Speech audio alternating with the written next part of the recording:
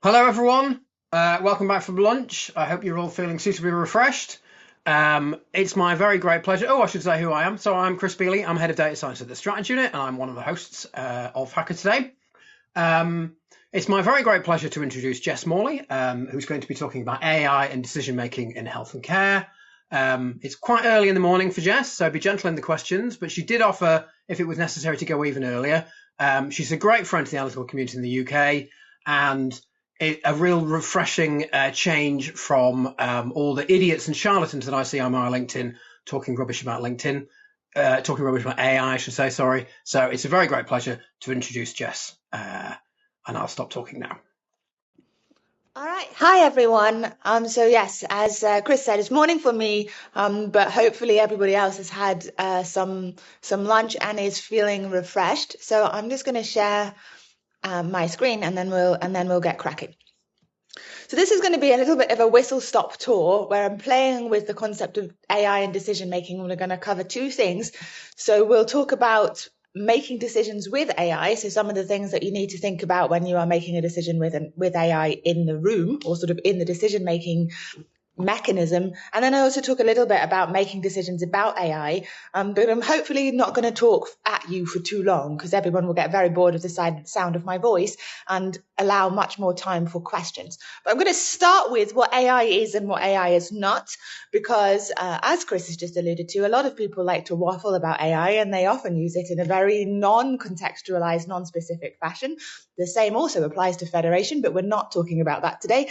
So we're going to talk about just a little bit more precision in terms of what AI is and what it is not. So starting what AI is not new. AI is not new. There is a little bit of a tendency amongst the people who like to promote AI as this brand new thing and shiny thing as part of hype to make it sound as though it's something that came from nowhere. Oh, it's like we discovered a new moon. We discovered AI. No, AI has been in development for a long time, and it has been in development for healthcare specifically for a very long time. So this paper, which is on the sort of most left-hand side of my screen, Reasoning Foundations of Medical Diagnosis by Ledley and Lusted, that's from 1959. That paper is essentially the foundation of a large amount of what AI now does with healthcare. It's the statistical reasoning of how you do diagnosis with statistics. You've got this middle paper, which talks about the evaluation of AI systems in medicine by Perry Miller. This is a fantastic paper because basically it describes all of the issues that we have today in terms of how do we actually know whether or not AI works. But it's written in 1986. And then you've got this one on the right, which is computer-based clinical decision aids. And this is probably the AI that a lot of people who work in clinical care, who work on the front line of care, are most familiar with. This is your sort of AI-based clinical decision support, aka those extremely annoying pop-ups that sometimes appear inside your electronic health record. And this is published from 1996. The second one is it's not magic. So if you take absolutely nothing away from what I say to you today, if you are dead bored and think, oh my goodness, that Jess came along and she just waffled for ages and I switched off and went to got a cup of tea, that's totally fine, as long as you take away this one message, that AI isn't magic. It looks magic sometimes on the surface when you are talking with a large language model, whether that be ChatGPT, Claude, Gemini, and they seemingly seem to think of everything that was inside your head. Please remember that that is just doing prediction. It's all prediction. It's based on historical data and it is predicting the next most likely word. It is predicting the best, most likely outcome. And therefore, it doesn't always work very well. I'll pick up a little bit more on this in due course, but we just have to remember that actually a lot of these stuff falls over. So just to pick up on a couple of examples, you've got this one over here, which is Van der Sand. This is one of my favorite papers to cite because it basically points out that there's all of this activity, huge amounts of activity happening in AI, and less than 2% of it actually ever makes it out of the lab. And, you know, I'm very much talking about my own people here. It's extremely exciting and very cool and satisfying to think, yes, I built an amazing algorithm and aren't I so cool? But it doesn't make any difference if it never makes it to the front line of either health or care. Then this paper in the middle by Constanza and is really talks about the tendency for hype. This is basically what it's flagging is hype. It flags up the fact that there's a real tendency, and I'm sure everybody on this call is familiar with the fact that you will get people who have made a model, and this logic sort of goes like this. I've made a model. It's 90% accurate. I've tested it in my own computer. This now means I can deploy it in the health and care system, and it's going to save the world. And what they show is that most of those kind of claims are not backed up, and in fact are very thin. And then this paper, which I won't talk about too much right now, but by myself and my colleagues Christopher and Joe, I'll talk about it a little bit more in a little while. But it essentially shows that once you deploy AI in the real world, IRL for the Gen Zs, that means it stops working. And then last but not least, it's not especially intelligent. It's not intelligent in the same way that we would consider something to be intelligent when we are talking about human intelligence. It is actually, in fact, quite stupid in this context. It doesn't have an understanding of context, and context is something that's going to come up a lot. So apologies if I say that word 3,000 times. But it doesn't really have what we would call a semantic understanding of what it's doing. That paper that people may have heard of, where it talks about them being stochastic parrots, that's very true. They are largely parroting things back, and they don't necessarily have a cognitive reasoning part that we do in the middle to say, right, this is the right context. So these are just a couple of silly examples that I really like. To show people. These first two are a bit silly. This one from Google saying, is tripe kosher? And Gemini is coming back saying whether or not tripe is kosher depends on the religion of the cow. Then there's this great one from the middle, which basically shows, and this is something to keep in mind if you're ever using AI, for example, to look for evidence. If you are saying, can you screen me all of the papers about this particular topic, or indeed screen me all of the policy documents about this particular document, something to remember is that they don't understand how to read in the same way that a human would read. And so the AI has misinterpreted these things as being two columns and read it as one sentence, vegetative electron microscopy. And so there are now loads of papers that have the word vegetative electron microscopy, which means absolutely nothing. It is a made-up word, it is a made-up phrase, it is a made-up concept. But that is a really great example of the rubbish in, rubbish out problem that I'm sure people have heard of. And then this last one was me being a little bit mean to the model, but just to sort of prove something, I was saying to Claude, and this works with all of them, I was just picking on Claude because it often is my favorite model to use. Can you tell me some of the things that you're not allowed to tell me about? And it very rightly says, I can't give you medical advice, because medical advice would, if it gave medical advice, that would mean it should be a medical device and it should be regulated by the law.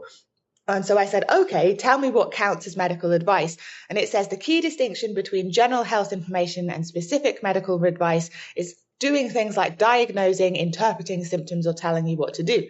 So when I'm in this window, I ask it, I have these symptoms, what do you think's wrong with me?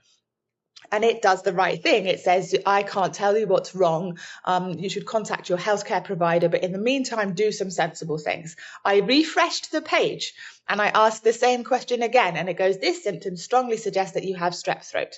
So they're very easy to fool.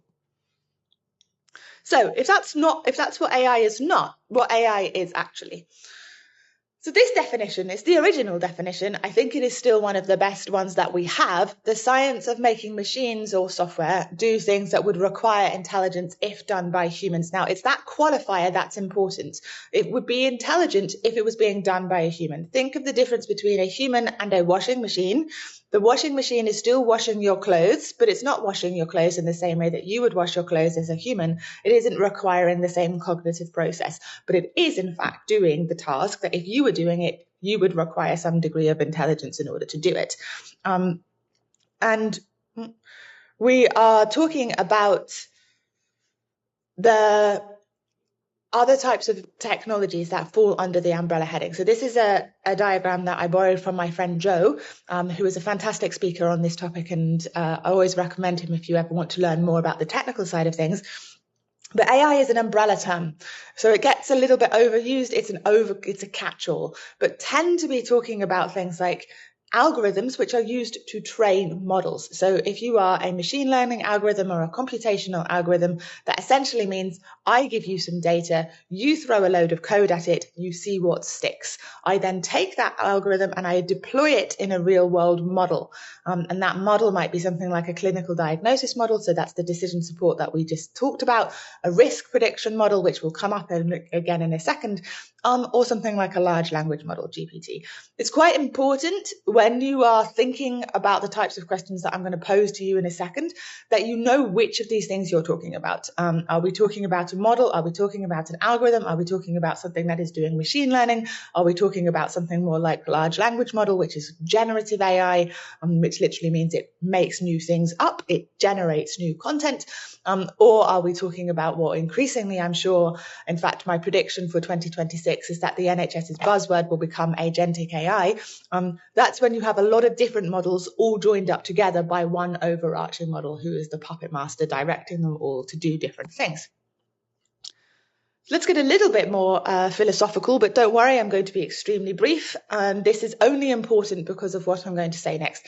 AI is also a systems level technology. There is a little bit of a tendency for people to phrase AI as if it is the same as taking an analog blood pressure cuff and replacing it with a digital blood pressure cuff. That's not actually true. It is something far more systematic. It is changing the very nature and the very fabric of health and care if we do not pay attention to it.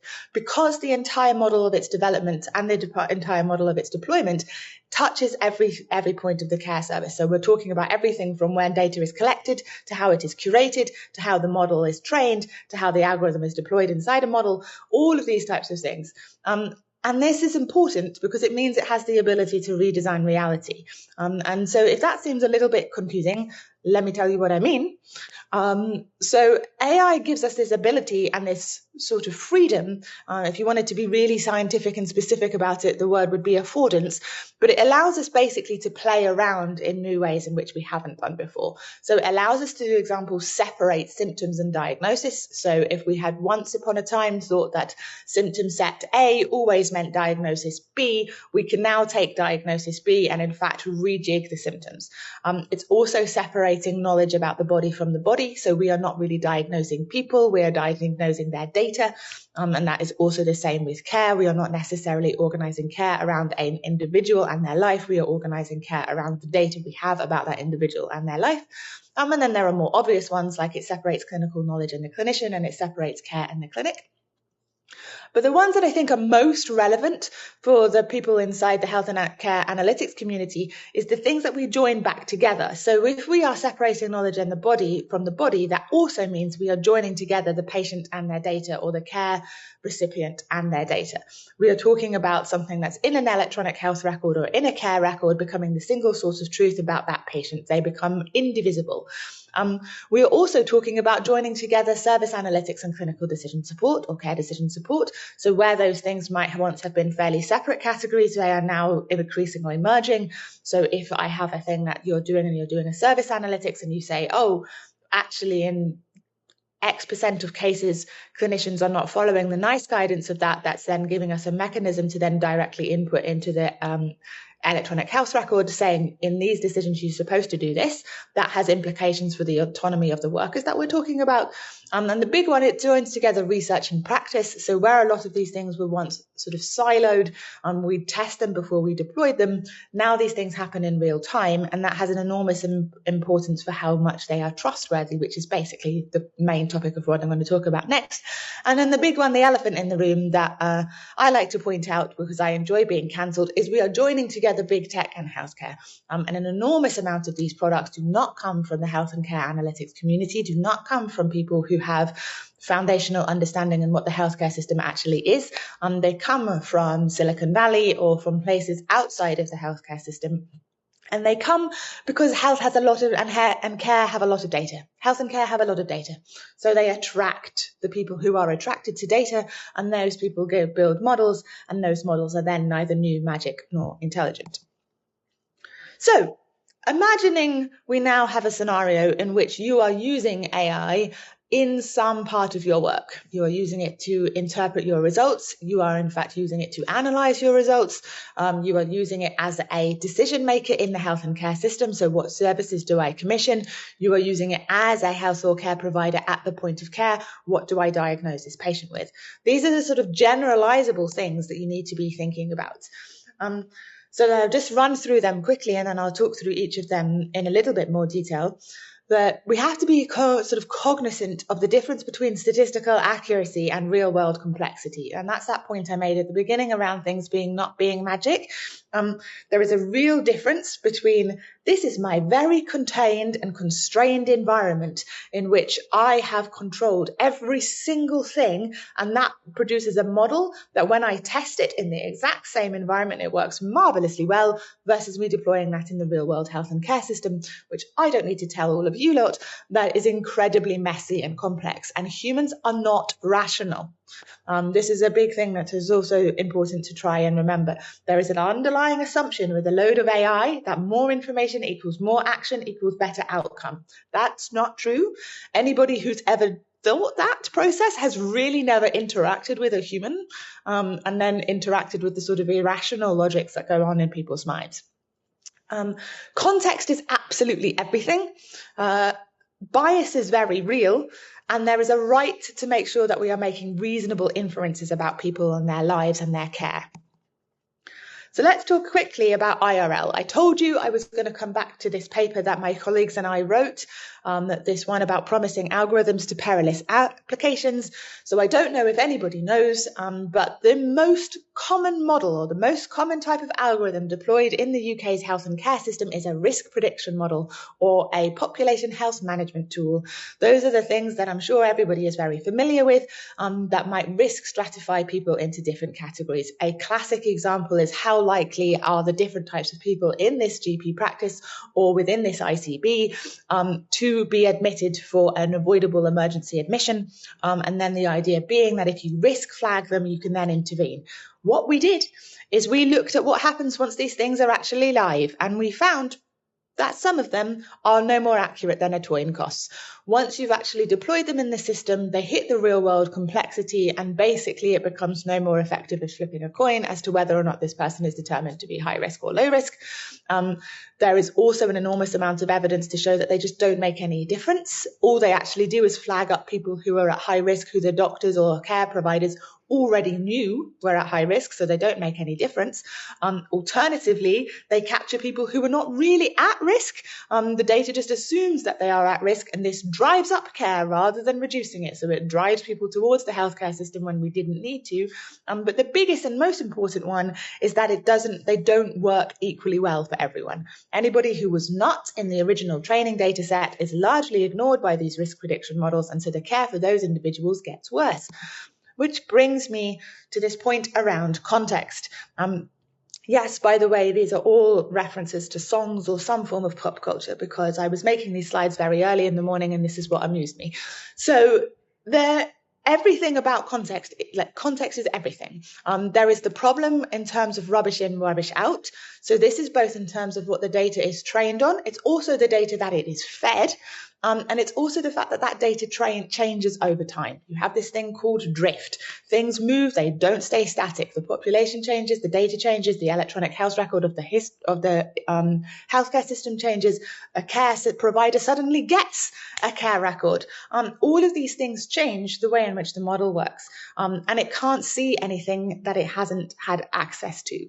So if you've ever heard that phrase, you can't be what you can't see, that is basically what an algorithm is thinking too. If I can't see it, I don't know about it. Then you have the fact that I remember what I said about joining patients or care recipients and their electronic health record or their care record together. Those things do not accurately represent a person, both because they don't record everything, that everything is recorded. Ethnicity is missing in about 26% of electronic health records in the UK, for example, but also because they don't record everything. You are a messy human person that has feelings, that has values, that has experiences that are very difficult to codify, but have an enormous amount of meaning for how you deliver health and care. Those things are not recorded. An algorithm does not understand them. A very simple example for me to give you is if you've ever sat in front of a doctor, I really highly doubt you've ever said, I have had a headache for the last 3 days. That headache has been at this point in scale. You are much more likely to say, I don't feel very well. My head's been a bit sore. I felt a bit fuzzy. My child is just not really behaving like themselves. AI doesn't get that.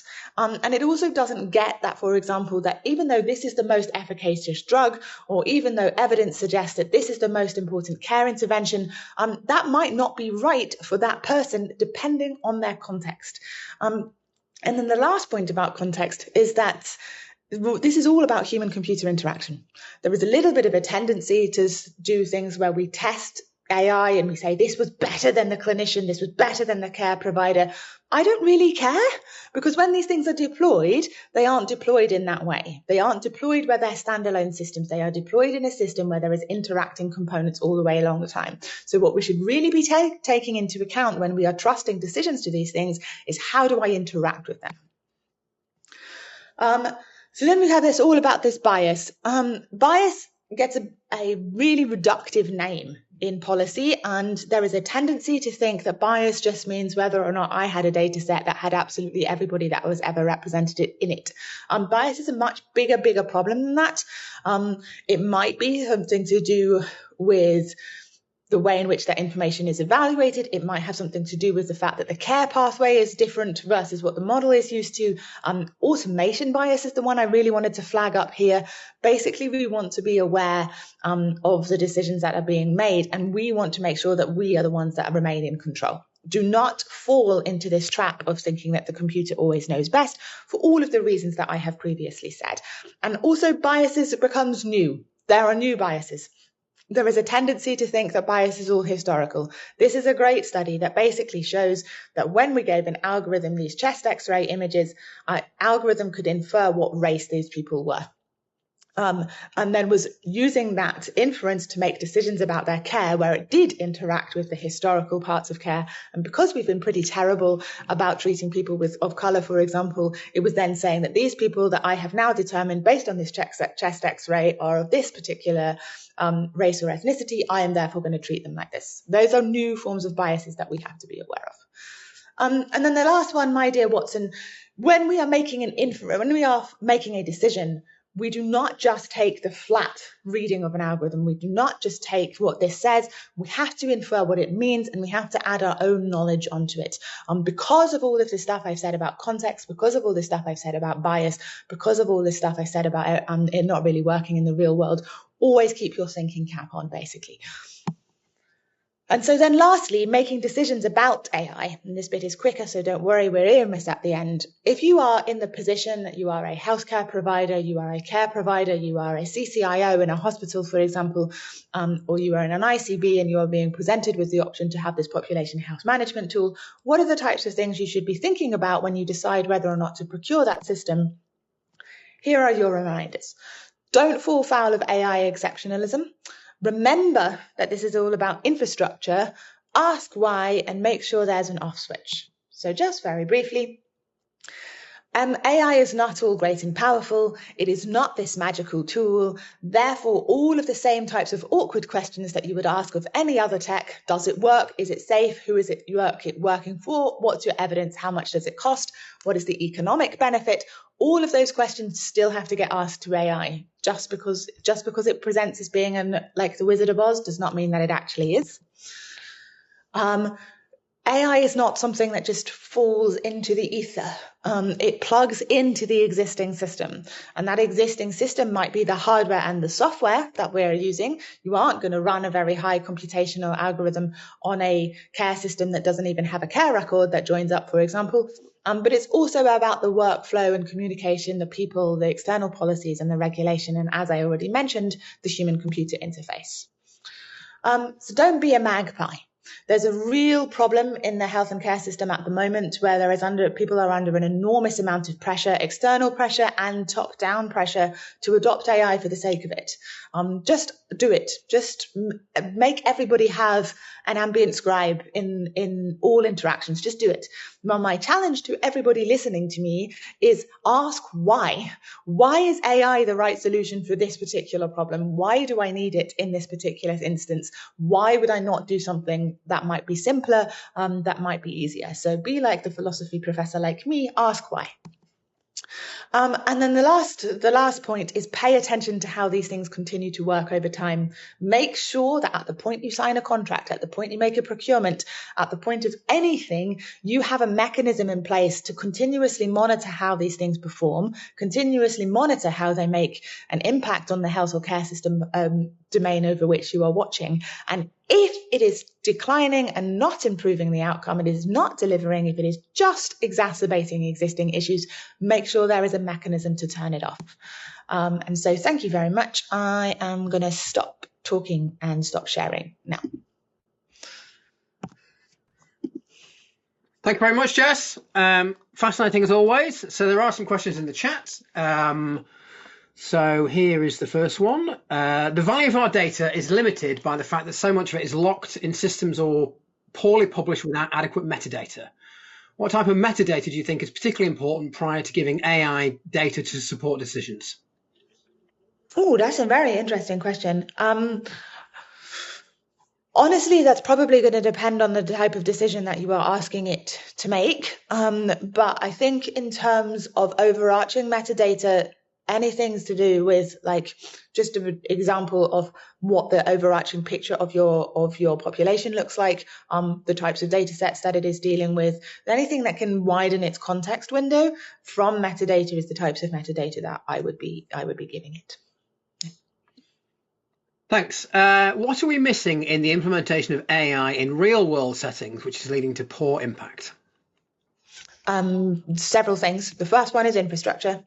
So there is, for example, a bit of a problem where we take these models were maybe trained in an environment where they has perfectly very granular records that are recording information so example, in a hospital every 30 seconds about this, and this, and then we deploy them in the real world, and no one ever thought to check whether or not there was a match between what the model was expecting versus what it was actually being given. And that applies to all sorts of infrastructure.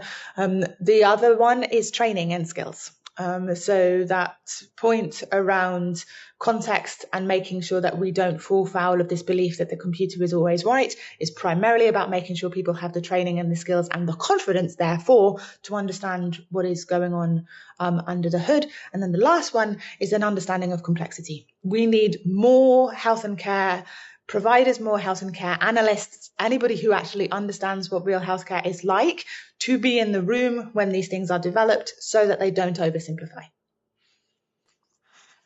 Excellent. Thanks very much. There's another question in the chat. I'm going to add a little bit of my own because it's similar to something I wanted to ask. So what's a counterexample sorry, I'll read the question properly. It says, helpful words of warning, but what's the counterexample of a great AI application in health, in your opinion, and why? And if you don't mind, I'm just going to add also something I was thinking about is, what excites you about the potential of AI in healthcare? So there are several fantastic examples of AI in its potential. Where the problem comes from is that they don't scale. So if you take, for example, we've had all of the work that was done by Moorfields and especially under Piers Keen to develop the diabetic retinopathy algorithm that can recognize diabetic retinopathy in OCT scans. That is a fantastic example of what AI can do and should be doing very well. But getting it to then work across the whole entire health and care system is an absolute nightmare. But it is a really fantastic example of these things working well. There are also a lot of really simple examples. I think because of this business of getting AI, like thinking it's all singing, all dancing, shiny thing, we forget that some of the way less interesting, more boring, less sexy uses are actually the ones that make the biggest impact. So a few years ago, I spoke to some people in Wales, for example, who had used Microsoft Copilot to completely redesign the way in which they do vaccination booking for schools in the area. And it had a massive impact in terms of uptake and in terms of consistency of people using vaccinations. Really great example of a very basic and operational use of AI making a very big difference to the health and care system, but that probably isn't going to make the headlines. In terms of where I am excited about AI, I think I am excited about AI. It's a little bit like, but basically I think if anybody has ever heard this phrase that was, I think, from originally associated with Ford. If I had asked people what they wanted, they'd have told me that they wanted faster horses instead of cars, and then I gave them cars and everybody was very happy. My belief is that at the moment what we are doing with AI in health and care is building faster horses. I am far more excited about the cars. So what are the things that we cannot currently do well because of the cognitive limits of humans? So that might be things that are like system level modeling and understanding the causes of causes. It might be doing things like monitoring the performance of contracts in the healthcare system. It might be things like predicting when we need what type of staff at what point. Those are things that we currently don't do very well. And I think those are things that AI could do brilliantly, but we're not giving it the opportunity to do right now. Excellent, thank you. So we're apparently having technical issues backstage. So if it's okay, we're actually just going to keep going for a few minutes. There are more questions in the chat. So we're just going to keep you for a little longer. I don't know how I'm going to know they're resolved. I guess Mahmoud is going to shout at me at some point, but let's just keep going until someone tells me to stop. Mark will disappear. Yes, indeed. What sort of questions and information should we be asking AI tool providers in order to ensure health equity in their tools? This is what I mean about asking them awkward questions. So there are two parts to this. There is, first of all, just asking really blunt questions of providers. Can you show me the makeup of the data set upon which this was trained? Can you show me the results of when you tested this? Especially, can you show me the results of when you tested this in different locations? So there are those types of things. There is then testing it with people from the actual health and care system who might have different contextual environments. So like we take something like an LLM is probably going to give you advice in a way that is very specific to a type of context of which it has the most important information. The way in which it presents that information might be very culturally insensitive to one group of people. We should test it beforehand and we should ask whether or not that has been done.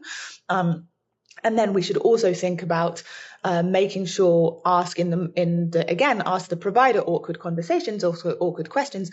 When you tested this, or what is it making the decision on? It doesn't need that it needs to give you a whole explanation, but I would like to know, is it prioritizing variable A versus variable B? Because that's going to have an enormous amount of impact on the equity aspect of it. There is then this thing called red teaming, which is an example that is a phrase that comes from cybersecurity, which is basically about, can I find the holes in your cyber system and work out where there might be security risks, doing the same thing for the model, but from an equity perspective. How do we red team your algorithm to demonstrate where there are holes from an equity perspective? And we don't do that enough, and I think we should do it more. Thank you very much. Another question here. Do you think there's a misconception that AI is the same as generative AI? And if so, what problems does this cause? Yeah, huge. There's a massive conflation where I think because generative AI is the type of AI that people from the just everyday life have become most familiar with because of ChatGPT. ChatGPT changed the entire conversation and people started to conflate the two. In terms of the problems that it causes, is generative AI is pretty good at some things, but it's not good for everything. We shouldn't really be, example, using generative AI for predictive modeling, but because it has now dominated the entire conversation, I think people have started to think that we should only rely on generative AI and not continue to develop the other stuff. Likewise, I think the problem in terms of generative AI has reinforced this magic issue because people have got so used to interacting with it for their everyday life and it working very well when you ask it very simple questions. I think it has lowered people's sort of skepticism around all types of AI. And we want a little bit more of that skepticism back, I think. Excellent, thanks. Well, we're going to continue to detain you. I can't see any issue at but do let us know if you. We won't keep you all day. More questions coming in. A worry about ethically challenging decisions being diverted to AI, e.g., commissioning decisions under stretched resources. Is this worry realistic, or are we a way off that, in your opinion? It's realistic worry. I think especially in the context of the main word that tends to, I didn't talk about it in my talk, but I have a different version of this talk where I say the main word that is associated with AI in the health and care system is efficiency. Whenever you see it in policy documents, the number one thing that they are targeting is efficiency. Now, if you take the actual efficiency meaning, efficiency literally means doing more with less. And we have to try and think about what that actually means. And so there are two aspects to the way in which efficiency comes up in these types of contexts. There is efficiency in terms of, can I outsource this job to an AI? And then there is also, can I train the AI to make sure that it is making the most efficient decisions? And both of those things, I think, impact on that point about commissioning, because first of all, there is I suspect we are not massively far off. A couple of different places saying, do you know what, we don't actually need a human to be making these types of decisions. We can just run it across the top of an algorithm, can then make commissioning recommendations, and then we'll just take the commissioning recommendations. And then the second part of that then is yes, because they are trained primarily to do efficiency, and they are going to get from A to B in the fastest possible way. That does not necessarily mean in the most effective or the most equitable way. Excellent. Thank you very much. It might be slightly more for the audience, this question, so feel free to say I don't know. Someone said, has anyone produced an AI procurement guide, i.e. the list of questions to ask? Yes. So that does exist. And I can share the link with people. But there are a couple of, I'll share the link with you, Chris, and then you can disseminate it. But yeah, the people in Southwest have produced a very, very good procurement guide. And then there is also a movement happening as to some work that I'm involved with from London, which is the aim to then create a standardized evaluation framework, which is not going to tell you it's not going to evaluate specific products, but it is going to tell you the types of things that you should be asking and how you can get the evidence for them. Excellent, thank you very much. Yes, so I've already emailed actually Jess while she was talking to ask for some links and stuff, so we're very happy to pass those on through the usual channels. I must say you're doing very well, Jess. I'm sorry, we're grilling you now at this point, aren't we? Because we're continuing to go on. Oh, good. I have coffee. You're welcome. So another one here, I'm seeing more references to explainable AI, which I imagine would help with some of the challenges of using AI in the public sector. But what does this really mean? Do you think it has the potential to improve the way that we use AI? So there is a difference between explainability and an explanation. So explainability, or XAI, is a huge movement that has happened in the AI community. And the way in which that tends to be operationalized is through these things like what's called a Shapley value, but there are various other different things, which are literally just about putting, it's almost like putting a mirror or, you know, when you put tracing paper on top of a tree or something like that and you shade over the top and then you see what's underneath it. That's the way in which most of these explanation tools work. They sort of like a tracing paper. They will show you if, for example, it's an algorithm that is doing image recognition, which pixels it is picking up on.